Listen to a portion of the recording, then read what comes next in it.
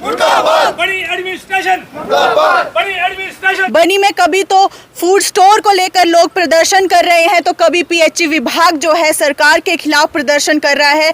क्यों लोगों की सुनवाई नहीं हो रही है? नमस्कार, मैं हूं काजल राजपूत और आप बने हुए हैं द इंडस न्यूज़ के साथ। इस वक्त जो आज का मैं आपको मैटर बताने वाली हूं वो कुछ आपने सुना ही होगा, क्योंकि आए दिन ये लोग प्रदर्शन कर रहे हैं। अब किन लोगों की मैं बात कर रही हूँ, आप मेरे पीछे ये टैक्सियों का जमावड़ा देख सकते हैं, क्योंकि ये कोई 50 टैक्सियां जो हैं इन्होंने पूरी अपनी स्ट्राइक पर बैठ गए हैं। ये लोग आए दिन आप उनका धरना देख रहे होंगे न्यूज़ में, लेकिन उनकी सुनवाई जो है कहीं पर भी नहीं हो रही है। हम उनसे बात करेंगे कि क्या दिक्कतें उन लोगों को आ रही हैं और किस तरह की प्रॉब्लम्स वो लोग फेस कर रहे हैं, क्योंकि उन्होंने अपनी टैक्सियाँ जो है यहाँ पर खड़ी कर दी हैं और वो लोग धरने पर यहाँ पर बैठ गए हैं। जी, क्या दिक्कत है आपकी?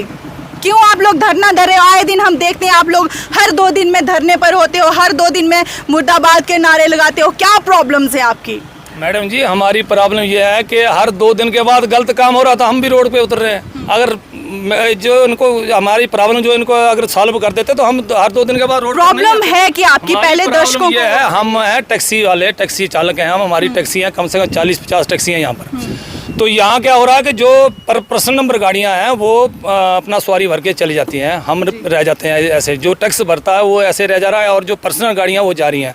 मेटाडोर हैं जो हैं वो बुकिंग लगा रही हैं, जबकि उनके रूट परमिट है, उनको वहाँ तक जाना चाहिए जहाँ तक उनका रूट परमिट है, वहाँ तक वो बुकिंग लगाए, शादी में जाए, जिसमें जैसे मर्जी वो करें उस रूट पर, तो हमें कोई दिक्कत नहीं है। लेकिन हमारी दिक्कत ये है कि जब वो यहाँ से सवारियाँ भर करके और रूट का उनका परमिट है और जा रही है वो बाहर स्टेट में चक्कर लगा रही हैं पूरे, मतलब अपना जैसे किश्तवाड़ हो गया, सरथल वाली साइड हो गई, भद्रवाह होगी, रेवसर हो गए, माता के इनके हिमाचल प्रदेश में वो मनीमेश वाली साइड होगी, उधर वो जाती हैं। हमने एडमिनिस्ट्रेशन के सामने वो उनको आगाह भी किया और उनको कहा भी, और उन्होंने ये भी कहा कि कौन उनको ये अथॉरिटी दे रहा है, कौन उनको परमिशन दे रहा है? अथॉरिटी कोई नहीं दे रहा, विदाउट अथॉरिटी ये चल रही हैं। और फेक अथॉरिटी अभी हमें दिखाया, हम आपको देंगे। आप कैसे बोल सकते हो कि फेक अथॉरिटीज वो लोग दिखा रहे हैं? प्रूफ है कोई? हमने जैसे वो गाड़ी रोकी है, हमने गाड़ी रोकी वो तो उन्होंने हमें परमिशन दिखाई। कितनी टैक्सियां बनी में इस वक्त चल रही हैं? इस टाइम 40 टैक्सी हैं, 37-38 टैक्सी हैं, 40 के लगभग टैक्सी हैं। और मतलब आपका मुद्दा ये है कि आपके पास परमिट है, जो 40 टैक्सियां यहाँ पर चल रही हैं, आपने परमिट लिया हुआ है, एक्स्ट्रा पेमेंट आपने पे करी हुई है, लेकिन मेटाडोर वाले जो है वो बिना परमिट के रूट को कवर कर रहे हैं। बिल्कुल, जो जिनका रूट जहाँ तक होता है, जैसे मतलब मान लो कि रूट अभी यहाँ से हो गया ढग्गर का, बनी से ढग्गर हो गया, बनी से लोआंग हो गया, बनी से सरथल हो गया, बनी से अपना सित्ती बिसई वाली साइड हो गया, तो वो सित्ती बिसई तक ही चलना चाहिए।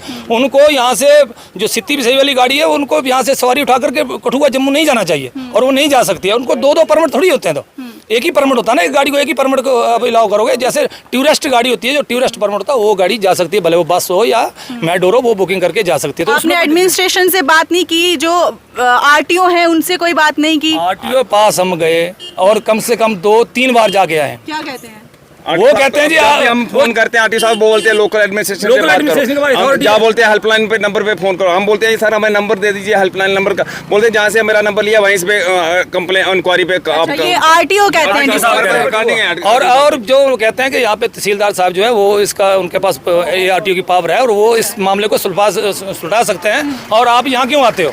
तो जब यहाँ पे उन्होंने फ़ोन वगैरह करके एक बार हुआ था, तो एक आधी गाड़ी को उन्होंने रोका, एक मतलब 1 आधा महीना, लेकिन वो बिल्कुल फेक चल रही थी, बिल्कुल कोई उसका परमिट कुछ नहीं था, कागजी बिल्कुल नहीं थे। तो वो तो 1 महीना रोकी थी उन्होंने। शायद आपसे भी उस समय बात हुई थी, कोई थाने में भी लफड़ा चला तो आप भी वहाँ गई थी। तो ठीक है, वो 1 महीने के लिए होगी, बाद में चल रही, कोई बात नहीं, चल रही, हमें कोई दिक्कत नहीं है। लेकिन वही गाड़ी फिर वो सवारी उठा करके अब वो वहाँ जाएगी, किश्तवाड़ जाएगी या सरथल जाएगी। और जो कल की, अभी पिछले कल की बात है, यहाँ से ढग्गर रूट की, एक ही रूट की 5 मेटाडोरें जो यहाँ से बुकिंग लेकर के थोड़ी सरथल गई 3 गाड़ियाँ, और 3 गाड़ियाँ 6 गाड़ियाँ, 3 गाड़ियाँ गई अपना, एक रेवसर है और 2 गई किश्तवाड़, बिना परमिट के, बिना परमिट के, बिना परमिशन। अगर परमिशन है तो उसने किसने दी परमिशन?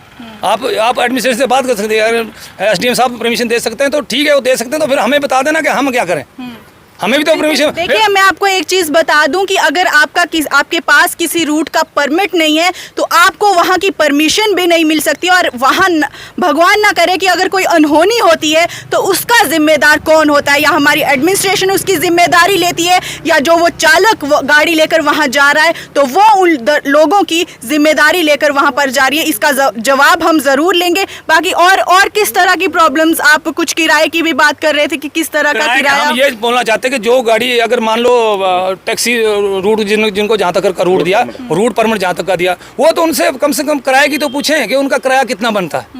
वो भी टैक्सी के बराबर अगर किराया ले रहा है, जब 20 रुपए हमसे कम पर किलोमीटर क्या किराया बनता है? पर किलोमीटर का भी है, हम इतना एग्जैक्ट हमें पता नहीं है। 10-15 रुपए स्टॉप है और उसके बाद 1 रुपए 1 पैसे पर किलोमीटर का किराया है मैटाडोर का, और बसों का भी यही किराया हिली एरिया में। और ये 70-80 रुपए यानी 15 किलोमीटर का हायर कर ले रहे हैं इनसे। ये देखिए आप मैडम, ये सारी प्राइवेट नंबर गाड़ियाँ हैं, ये कम से कम हम आपको देखिए इस वक्त एक गाड़ी यहाँ पर, ये टैक्सी चालक यहाँ पर रोक रहे हैं। ये ढग्गर साइड से मेटाडोर मिनी बस यहाँ पर आ रही है, इन लोगों ने भी इस गाड़ी को रोका हुआ है। हम इनसे भी बात करेंगे कि ये क्या कहते हैं।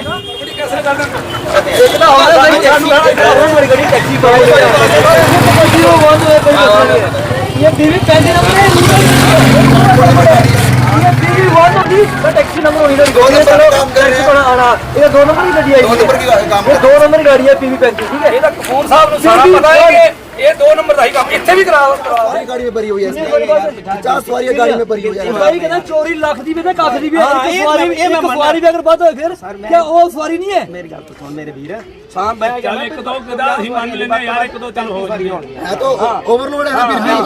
मौके पर नायब तहसीलदार साहब भी यहाँ पर आए। सर बाहर से गाड़ियाँ लाई जा रही हैं यहाँ पर, TRC जो यहाँ पर हमारा टूरिज्म हाउस है, वहाँ के लिए जो भी यहाँ पर टूरिस्ट आता है उनके लिए बाहर से गाड़ियाँ मंगवाई जा रही है। उनको परमिशन कौन दे रहा है? और बिना टैक्स पे किए वो JNK में इंटर कैसे करें, और बनी में कैसे उनको अलो किया जा रहा है कि वो यहाँ पर आके, लोकल हमारे चालक है टैक्सी चालक सर, वो कैसे यहाँ पर वो अपना घर कैसे चलाएंगे? सर जवाब चाहेंगे आप। देखिए ये हमारे संज्ञान में 1-2 दिन पहले से आया है सर, जहाँ पर हम देख पा रहे हैं ये 4-5 महीने से इनका ये हर 2-4 दिन में ये लोग रोड पर उतर रहे हैं, लेकिन अभी तक भी कोई एक्शन इनके ऊपर इस चीज़ के ऊपर नहीं लिया गया है। एडमिनिस्ट्रेशन की कहाँ सर कमी हमें साफ तौर पर दिखने को मिल रही है। SDM साहब से क्या हमने जहाँ पर तक सुना है कि तहसीलदार साहब को इसकी अथॉरिटी दी गई है, क्योंकि जो कठुआ RTO हैं उन्होंने तहसीलदार साहब को इसकी जिम्मेदारी जो है, ये लोगों का कहना है कि उनको दी गई है।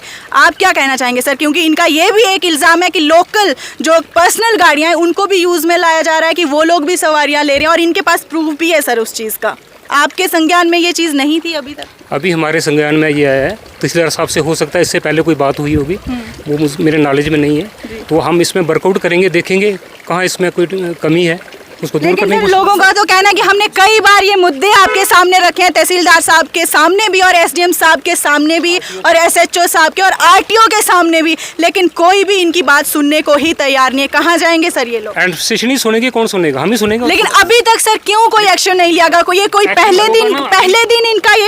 पहले दिन ये बाहर नहीं आए हैं, इनको शायद 2-3 महीने हो गए हैं सर। अभी तक क्या एडमिनिस्ट्रेशन के 2 साल सर अभी तक एडमिनिस्ट्रेशन को पता ही नहीं भी एक कॉल की थी, ये हमारे ऑफिस में भी आए थे, शायद इन्होंने इनसे बात हुई, तहसीलदार साहब से बात हुई, क्या बात हुई है वो इनको पता होगा, मेरे ये नॉलेज में नहीं है। अब मेरे नॉलेज में अब तहसीलदार साहब ने मुझे से बात की है कि आप जाइए वहाँ पे देखिए क्या इशू है। सर एक्शन होगा इसके लिए अब आगे या नहीं होगा? अगर ऐसा होगा तो क्यों नहीं होगा? एक्शन होगा, क्यों नहीं होगा? सर अभी तक क्यों नहीं हुआ? हम वर्कआउट करेंगे। 2 साल में कोई वर्कआउट कर ही नहीं पाई एडमिनिस्ट्रेशन।